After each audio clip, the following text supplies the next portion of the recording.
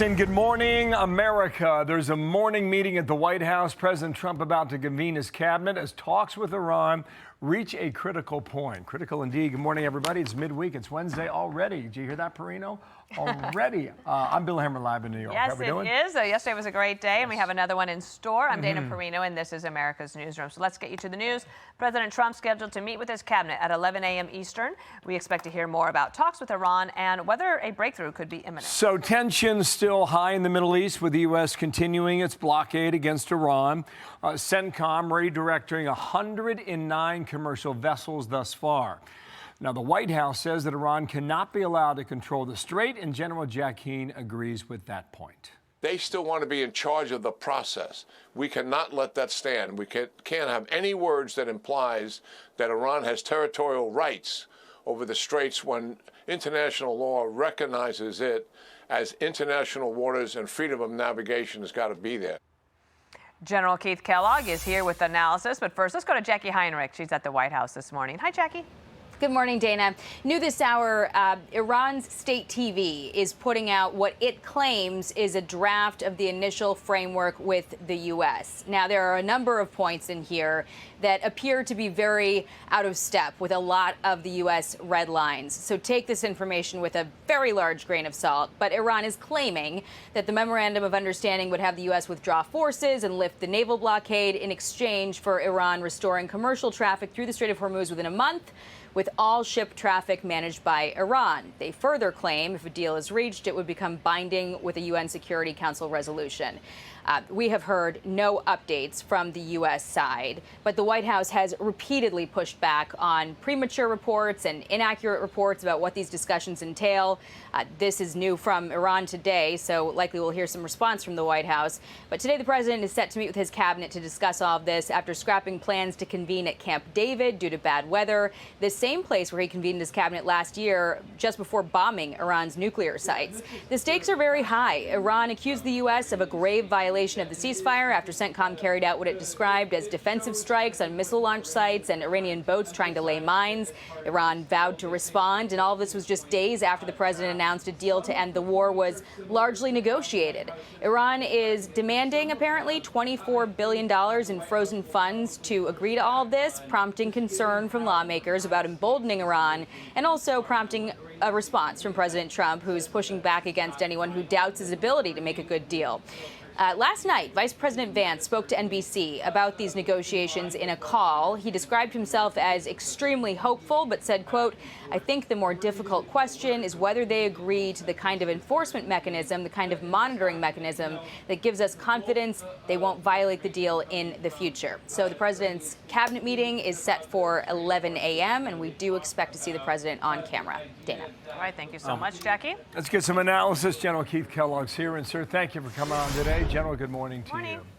Good morning, Bill. As best as you know, who's making the decisions for Iran? Yeah, great question. You know, first of all, let's clear this one out there. President Trump's got incredible courage, what he's done the last 8 presidents, and there's been a lot of people talking about what he's done, and constitutionally, they can run for president.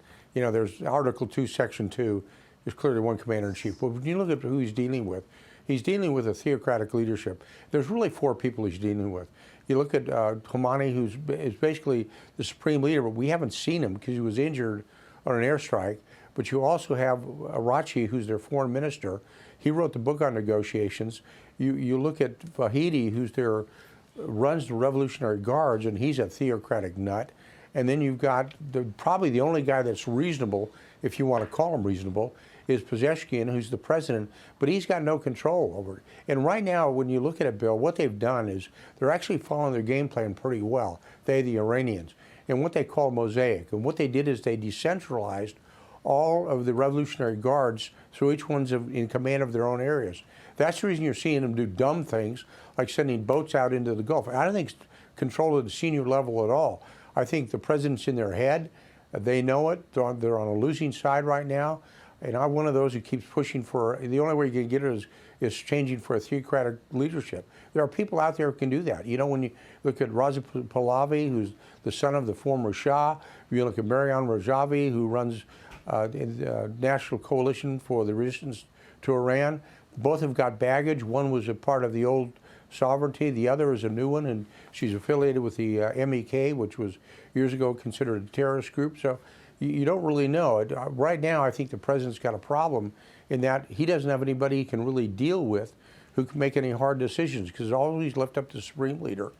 When you got a Khamenei, which is the one making the decisions, but we don't know if he's really even alive or how coherent he is. So they've got a major problem going on right now. It's who do we really talk to that can make some hard decisions? Because right now it's supposed to be the supreme leader. We haven't found him at all.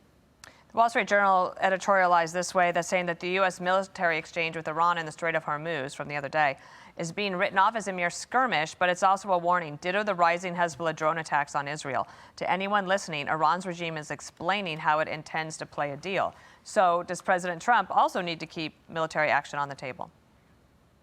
Oh, absolutely, Dana. He has to keep that in his hands, the military operations. Look, we've really just hammered them hard. We've just sunk their Navy.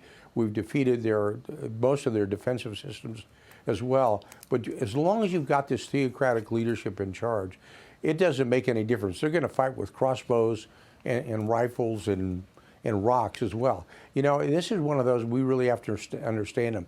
It goes back to 500 BC with a military classic called The Art of War, where Sun Tzu said, if you know yourself and you know the enemy, you'll be successful in every battle. If you know your enemy, if you don't know your enemy, and you know yourself, you're going to win half the time. And I think we have to realize who we're dealing with, which is a theocratic leadership that's decentralized right now, who, despite everything we've done, still thinks they're winning, which is nuts. But we're just going to have to keep working through it. That's the reason I've said repeatedly, I would like to get rid of the theocratic leadership. We've vetted a couple outsiders right now. But, sir, I mean, is there any indication that might be a wish, but is there any indication that is actually even a possibility here? No, unfortunately, Dana, I don't think so. That's the reason I've said you have to take the hard position of taking over their economic viability, which not only is making sure we control the strait, but that's the reason I've said Carg Island is so important. Because if you take that, it's 80% of their economy, 90% of the economy, and you basically starve them out. And I mean, as long as they've got that leadership in place, and as long as they keep thinking they're winning and they're not, then we're going to have a problem with them. And it's going to go beyond 3 years, 4 years, 5 years. As long as these guys are in power, they're going to have this thing that they can basically say, death to America, death to Israel, and you can have a very, very bad situation in the Middle East. I think I'd like to clean them out once and for all. Well, and maybe the only way to do that is do something really drastic, take a real hard action to do it. It does mean expanding the war. It does mean putting troops on the ground, not invading Iran, because that would be foolish to do so, but taking key strategic choke points or islands as well. Okay, so all right, limited so at the moment, General, based on what's coming out of Tehran at this hour, what Jacqui just reported, Iran thinks it's got some sort of unofficial memo of understanding. Our Fox polling asked Americans, how long do you think this will last? 61% say it's going to be limited, and maybe at the cabinet meeting we get an indication as to what we're in for. We shall see at 11 a.m. Eastern time.